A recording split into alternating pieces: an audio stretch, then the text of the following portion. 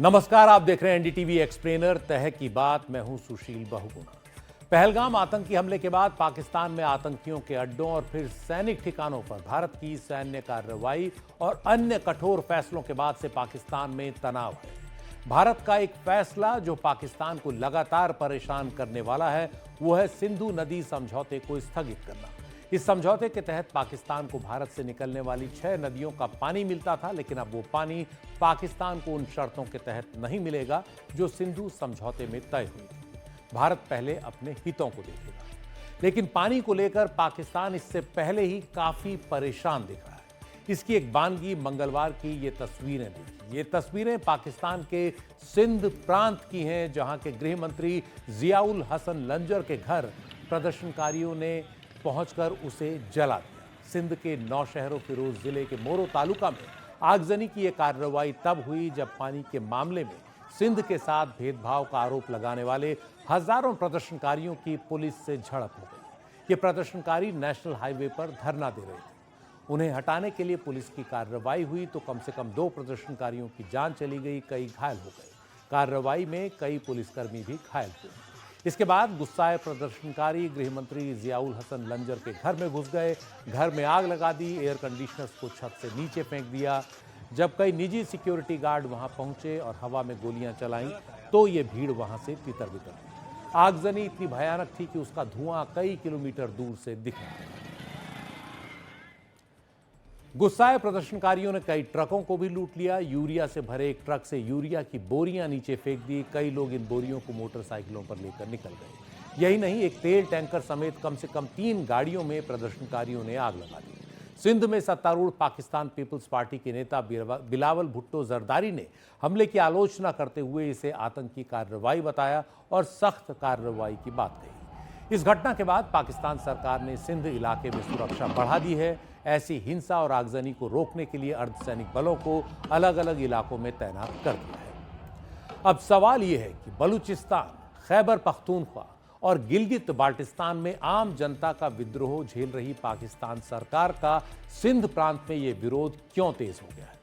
तो इसकी फौरी वजह है पानी की किल्लत, जो सिंध के लोगों को बीते कई सालों से परेशान कर रही है। उनका आरोप रहा है कि सिंधु नदी घाटी से जुड़ी नदियों के पानी का बड़ा हिस्सा पंजाब प्रांत इस्तेमाल करता है और सिंध के साथ इस मामले में लगातार भेदभाव होता रहा है। उनके इस गुस्से की ताजा वजह है पाकिस्तान सरकार का एक विवादित प्रोजेक्ट जो सिंध के हिस्से का और भी पानी छीन लेगा। दरअसल पाकिस्तान सरकार ने एक महत्वाकांक्षी परियोजना बनाई है जिसका नाम है ग्रीन पाकिस्तान इनिशिएटिव।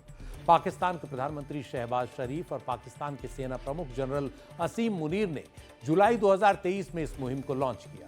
इस प्रोजेक्ट को इन दोनों का ही ड्रीम प्रोजेक्ट माना जा रहा है। इसी साल फरवरी में इस परियोजना पर काम भी शुरू हो गया। हालांकि इसके बाद हुए भारी विरोध के चलते 24 अप्रैल को इसे फिलहाल स्थगित करने का फैसला लिया गया है। लेकिन सिंध की जनता को पाकिस्तान की सरकार और सेना पर भरोसा नहीं है। अब आपको बताते हैं कि यह प्रोजेक्ट तैयार क्यों किया गया।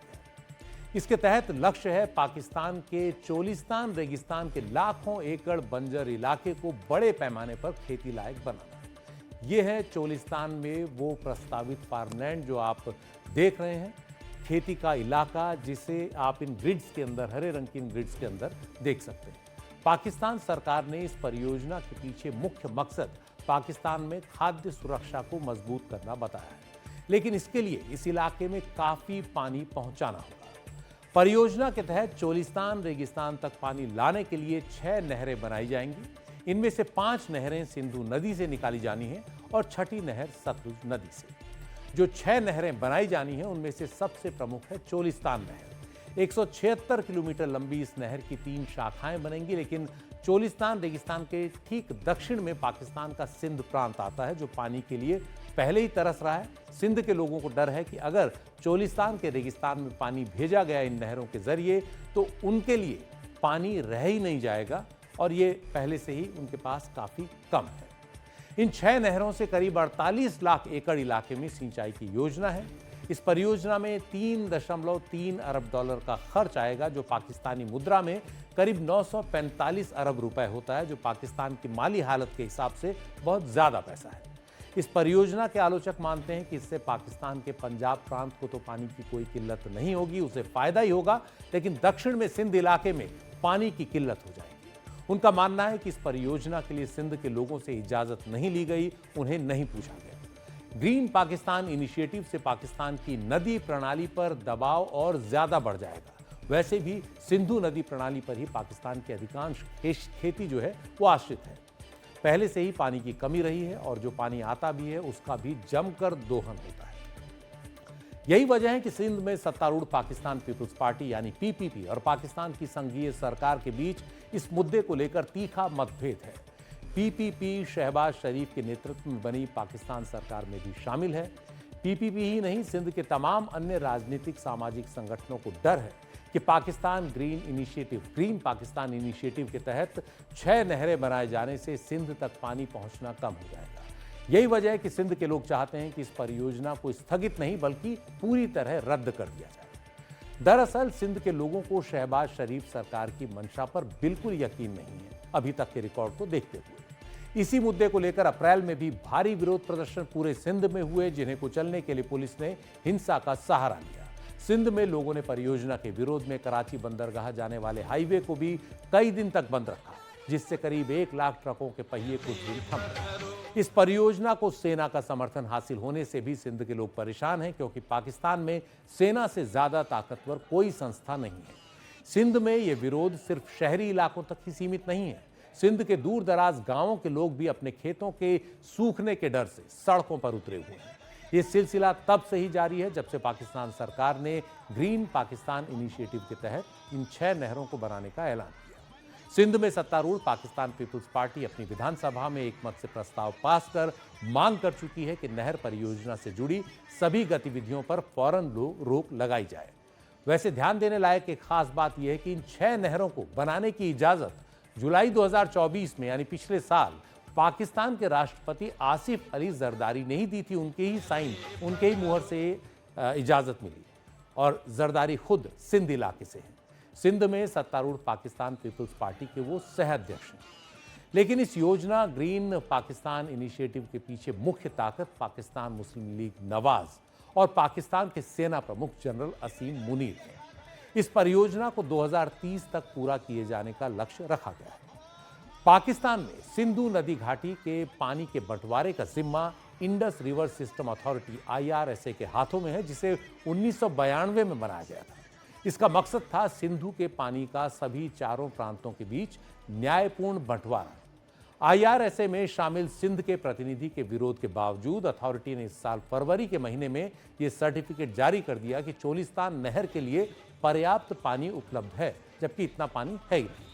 सिंध के प्रतिनिधि ने ऐतराज जताते हुए कहा था कि इसके लिए सिंधु का पानी दिया जाएगा, जो सिंध के साथ नाइंसाफी होगी। पाकिस्तान में सिंधु नदी घाटी के अब तक के आंकड़े बताते हैं कि इस नदी घाटी में पानी का इस्तेमाल उसकी उपलब्धता से ज्यादा हो रहा है। जमीन के नीचे का पानी भी लोगों ने पूरी तरह खींच दिया, जिससे वाटर टेबल काफी नीचे चली गई है और सिंधु नदी घाटी अब एक नाजुक दौर से गुजर रही है। सिंचाई और पीने के पानी की मौजूदा जरूरतों को पूरा करने में वो सक्षम नहीं है। पाकिस्तान में प्रांतों के बीच भी पानी को लेकर हमेशा से भेदभाव होता रहा है और पंजाब जो है उसको ही सबसे ज्यादा फायदा बाकी सभी 4 प्रांतों में होता रहा है। अन्य संसाधनों की तरह पानी का भी सबसे बड़ा हिस्सा पंजाब प्रांत ले जाता है। संयुक्त राष्ट्र की संस्था food and agricultural organisation FAO के मुताबिक पाकिस्तान दुनिया के सबसे वाटर स्ट्रेस नेशंस में से एक है, यानी उन देशों में जहां पानी की कमी का संकट सबसे ज्यादा महसूस किया जा रहा है। क्लाइमेट चेंज इस संकट को और बढ़ाने वाला है। अब ये जान लेते हैं कि पाकिस्तान की अर्थव्यवस्था और खेती के बीच क्या रिश्ता है। तो पाकिस्तान की अर्थव्यवस्था काफी हद तक खेती पर आश्रित है।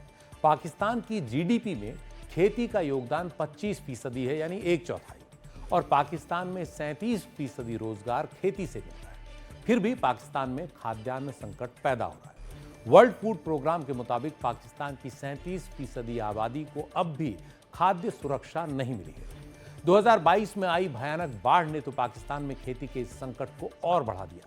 क्लाइमेट चेंज के दौर में मौसम की ये अनिश्चितता, ये मार पाकिस्तान को आने वाले दिनों में और परेशान करेगी। इसीलिए ऐसे समय जब पाकिस्तान विदेशी कर्ज पर आश्रित है, तो 2023 में ही पाकिस्तान को करीब 10 अरब डॉलर की खाद्य सामग्री, खाद्यान्न आयात करना पड़ा।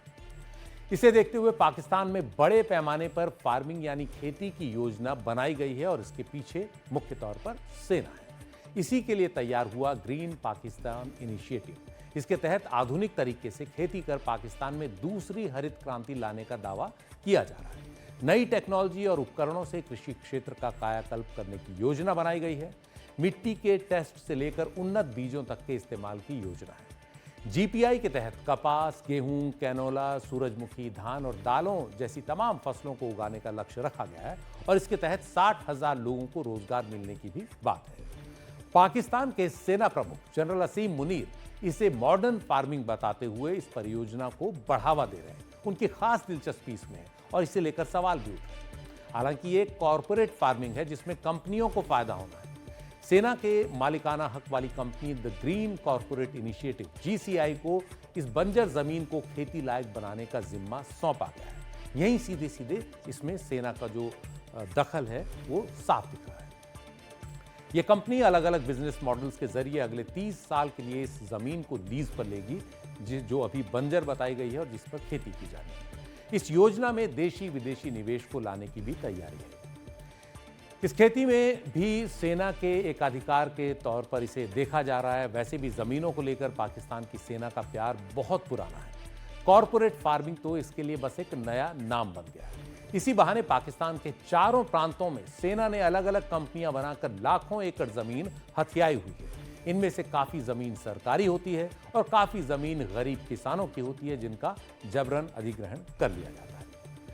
कथित फार्मिंग ही नहीं, पाकिस्तान में सेना का मुनाफे वाले हर क्षेत्र में दखल है। तेल गैस उत्पादन का हो मामला, चाहे चीनी मिल हो, रियल एस्टेट डेवलपमेंट हो, हाउसिंग कॉलोनी बनाना हो, शॉपिंग कॉम्प्लेक्स हो, सिक्योरिटी सर्विसेज हो या फिर सीमेंट खाद का उत्पादन हो, तमाम तरह की फैक्ट्रियों तक 50 से अधिक कंपनियां और संस्थाएं बनाकर सेना अपने कारोबार को अंजाम दे रही है, मुनाफा कमा रही है।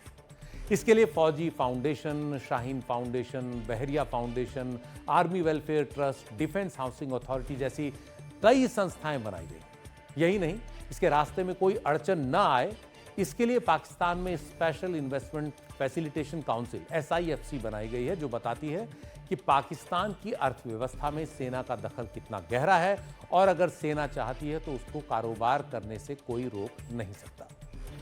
पिछले साल पाकिस्तान की नेशनल असेंबली में एक बहस के दौरान एक आधिकारिक आंकड़ा पेश किया गया जो बताता है कि पाकिस्तान की सेना जिन कंपनियों को चलाती है उनकी कीमत करीब 40 अरब अमेरिकी डॉलर के करीब है।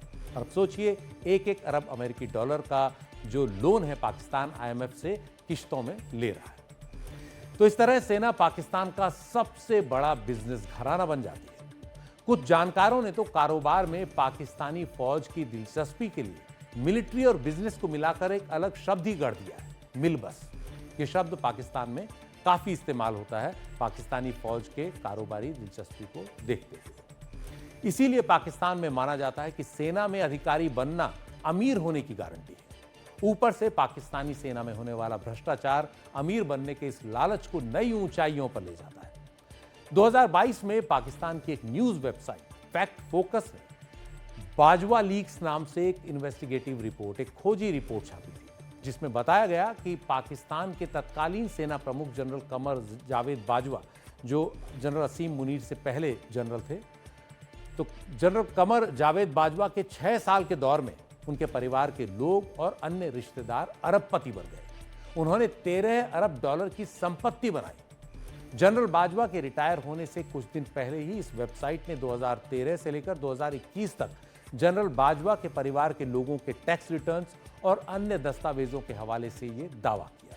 यह बताया गया कि कैसे इस दौरान अंतर्राष्ट्रीय कंपनियां उनके परिवार के लोगों ने शुरू की, विदेशों में प्रॉपर्टी खरीदी, काफ़ी पैसा विदेश भेजा गया, विदेश के बैंकों में। इस्लामाबाद, कराची, लाहौर में बड़े फार्म हाउस बना लिए गए और कई जगहों पर बड़े बड़े प्लॉट्स खरीदे गए।